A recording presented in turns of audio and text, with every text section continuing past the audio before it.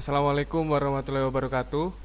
Selamat siang untuk adik-adik para calon pengurus OSIS. Kali ini kita berjumpa lagi dengan saya Ananda Dwi Aryansyah atau biasa bisa dipanggil Kak Ardi sebagai Ketua OSIS SMK Negeri 1 Banyuwangi periode 2019-2020. Kali ini adalah materinya webinar tugas dan tanggung jawab pengurus OSIS.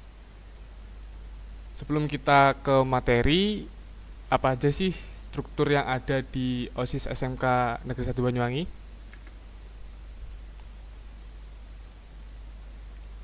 Yaitu yang pertama ada ketua, wakil ketua, sekretaris dan wakil sekretaris, bendahara dan wakil bendahara. Seksi bidang 1 yaitu pembinaan keimanan dan ketakwaan kepada Tuhan Yang Maha Esa atau biasa disebut seksi iman dan takwa. Seksi bidang 2 yaitu pembinaan kehidupan berwawasan berbangsa dan bernegara atau biasa disebut seksi bela negara. Seksi bidang ketiga pembinaan keterampilan dan kewirausahaan. Seksi kewirausahaan. Seksi bidang keempat yaitu pembinaan persepsi dan apresiasi terhadap seni atau seni seksi sastra dan budaya. Yang keenam ada seksi bidang 6 yaitu pembinaan budi pekerti luhur dan akhlak mulia atau seksi budi pekerti luhur. Yang kedelapan yaitu seksi TIK, pembinaan bidang teknologi informasi dan komunikasi. Seksi bidang 9, pembinaan potensi akademik dan olahraga. Seksi bidang 10, yaitu pembinaan komunikasi dalam bahasa Inggris. Yang pertama, ketua. Tugas dari ketua adalah memimpin organisasi dengan baik dan bijaksana. Yang kedua, mengkoordinasikan semua anggota kepengurusan, menetapkan kebijakan yang telah dipersiapkan dan direncanakan oleh rapat. Dalam kepengurusannya, tugas dari ketua adalah memimpin rapat, menetapkan kebijaksanaan, dan mengambil keputusan berdasarkan musyawarah dan mufakat. Yang ketiga, setiap saat mengevaluasi kegiatan aparat kepengurusan. Selanjutnya ada tugas dari wakil ketua, yaitu yang pertama, bersama-sama ketua menetapkan kebijaksanaan, memberikan saran kepada ketua dalam rangka mengambil keputusan, menggantikan ketua jika berhalangan, membantu ketua dalam melaksanakan tugasnya, dan terakhir bertanggung jawab kepada ketua. Yang selanjutnya adalah tugas dari sekretaris dan wakil sekretaris. Kalau di OSIS-nya SMKasa itu sekretarisnya ada 3, yaitu sekretaris umum dari kelas 11, sekretaris 1 juga dari kelas 11, dan sekretaris 2 itu dari kelas 10. Jadi untuk adik-adik yang menyalonkan diri sebagai sekretaris, berikut adalah tugas dari sekretaris. Yang pertama, memberi saran atau masukan kepada ketua dalam mengambil keputusan. Yang kedua, mendampingi ketua dalam memimpin rapat. Yang ketiga, menyiapkan, mendistribusikan, dan menyimpan surat serta arsip yang berhubungan dengan pelaksanaan kegiatan. Yang keempat, menyiapkan laporan, surat, hasil rapat, dan evaluasi kegiatan. Selanjutnya, bersama ketua menandatangani setiap surat. Selanjutnya, bertanggung jawab atas tertib administrasi organisasi. Yang terakhir, bertindak sebagai notulis dalam rapat. Selanjutnya ada bendahara dan wakil bendahara. Sama seperti sekretaris tadi, di struktur OSIS SMKasa bendaharanya ada 3. Bendahara umum dari kelas 11, bendahara satunya dari kelas 11 juga, dan bendahara 2 dari kelas 10. Jadi untuk adik-adik yang mencalonkan diri sebagai bendahara, tugasnya adalah yang pertama, bertanggung jawab dan mengetahui segala pemasukan atau pengeluaran uang atau biaya yang diperlukan. Yang kedua, memuat tanda bukti kwitansi setiap pemasukan, pengeluaran uang untuk penanggung-jawaban. Yang ketiga, bertanggung jawab atas inventaris dan perbendaharaan. Yang terakhir, menyampaikan laporan keuangan secara berkala. Oke, setelah tadi itu mulai dari ketua sampai bendahara dan wakil bendahara adalah salah satu pengurus inti. Mereka semua pengurus inti, dan setelah ini ada tugas dari seksi bidang.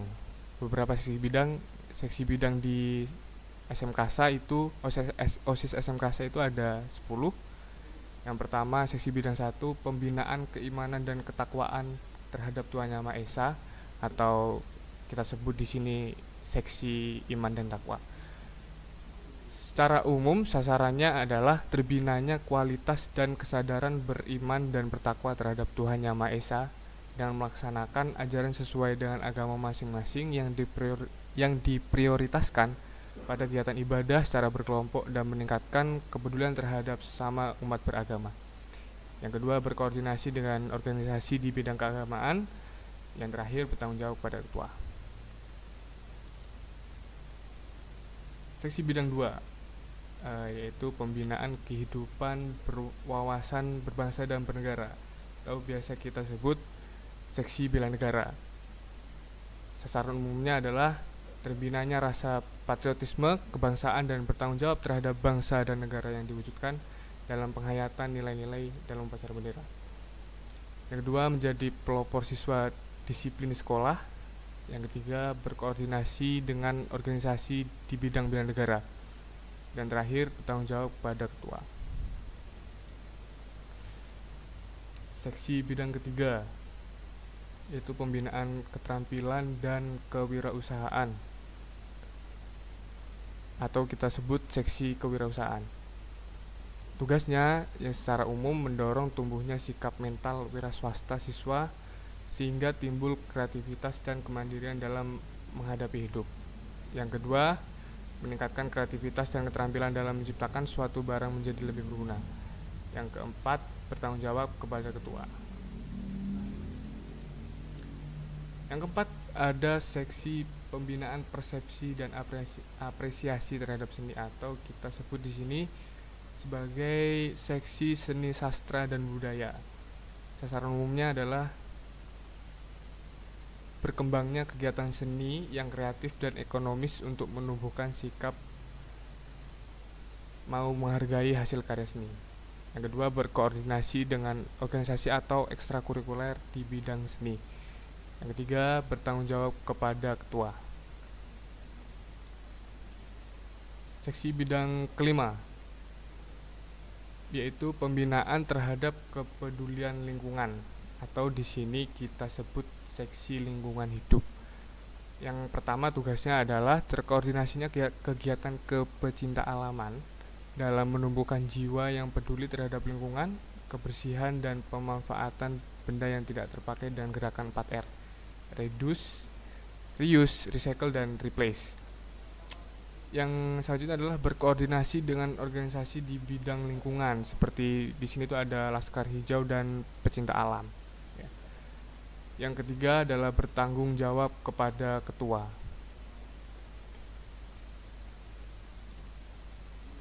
Yang ke-6, yaitu seksi di bidang pembinaan budi pekerti luhur dan akhlak mulia, atau kita sebut di sini sebagai seksi budi pekerti luhur. Sasaran umumnya, siswa memiliki kepribadian yang mantap, suka meringankan penderitaan orang lain, berkepedulian sosial yang tinggi, mandiri, dan mampu menjawab tantangan hidup secara dewasa. Yang kedua, berkoordinasi dengan organisasi kepramukaan dalam menemukan jiwa cinta tanah air, rela berkorban demi bangsa dan negara untuk membentuk kader penerus yang patriotis. Yang ketiga, sama seperti yang lain, bertanggung jawab kepada ketua. Seksi yang ke-7, yaitu di bidang pembinaan bidang teknologi informasi dan komunikasi. Yang pertama, tugasnya mendukung program teknologi abad 21, dan sasaran umumnya TIK membantu kinerja OSIS dalam publikasi kegiatan siswa di brosur ataupun media sosial lainnya seperti Instagram, Facebook, atau email. Yang kedua, bertanggung jawab dalam penggunaan dan perawatan perangkat-perangkat TIK dalam organisasi OSIS. Yang keempat, bertanggung jawab kepada ketua.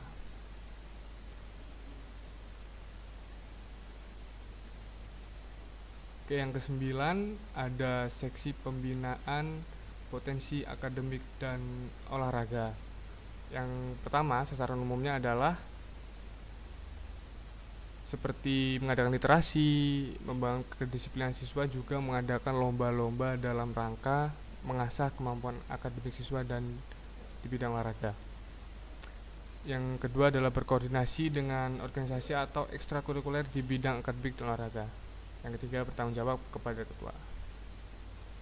Oke, yang terakhir, seksi yang ke-10, yaitu pembinaan komunikasi dalam bahasa Inggris. Tugas dan tanggung jawabnya adalah, pertama, sasaran umumnya yaitu membiasakan siswa dengan kegiatan yang menggunakan dua bahasa di sekolah, yaitu bahasa Indonesia dan bahasa Inggris. Yang kedua, membangun terwujudnya komunikasi baik menggunakan bahasa asing dengan pelaksanaan English debat di sekolah. Yang ketiga, bertanggung jawab pada ketua. Tadi adalah tugas dan tanggung jawab dari pengurus OSIS di SMK Negeri 1 Banyuwangi. Jadi kalau kita bahas yang mulai seksi yang pertama ya, itu hubungannya dengan kegiatan keagamaan. Yang kedua adalah kebelanegaraan seperti ya yang mengontrol upacara kedisiplinan di sekolah. Yang ketiga ini ada seksi kewirausahaan. Yang keempat seksi seni, sastra, dan budaya tadi. Itu berurusan dengan seperti ekstra tari, teater, dan ekstra seni yang lainnya yang ada di sekolah kita. Jadi di seksi bidang ini harus menaungi di ekstra seni yang ada di sekolah kita. Yang kelima yaitu seksi lingkungan hidup. Tugasnya ya tadi, karena kita sekolah adiwiyata, jadi kita juga harus menjadi pelopor siswa yang peduli terhadap lingkungan, dan kita akan sering berkoordinasi dengan organisasi dari Laskar Hijau dan pecinta alam. Yang keenam tadi ada seksi budi pekerti luhur, biasa berkoordinasi dengan anak-anak pramuka.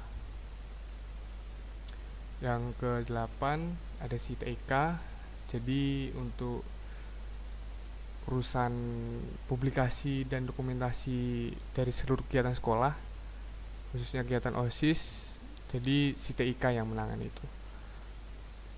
Selanjutnya yang ke seksi ke-8, yang ke-7 adalah seksi kualitas jasmani dan kesehatan dan gizi. Kita sebutnya seksi kesehatan. Secara umum tugasnya seperti tadi yang sudah saya sebutkan, dan seksi ini akan berkoordinasi dengan organisasi PMR UKS Wijayusada milik SMK Negeri 1 Banyuwangi. Yang ke-9 seksi akademik dan olahraga. Ini akan istilahnya berkoordinasi dengan seluruh ekstra olahraga yang ada di SMK Negeri 1 Banyuwangi. Yang ke-10 ini adalah seksi pembinaan komunikasi dalam bahasa Inggris.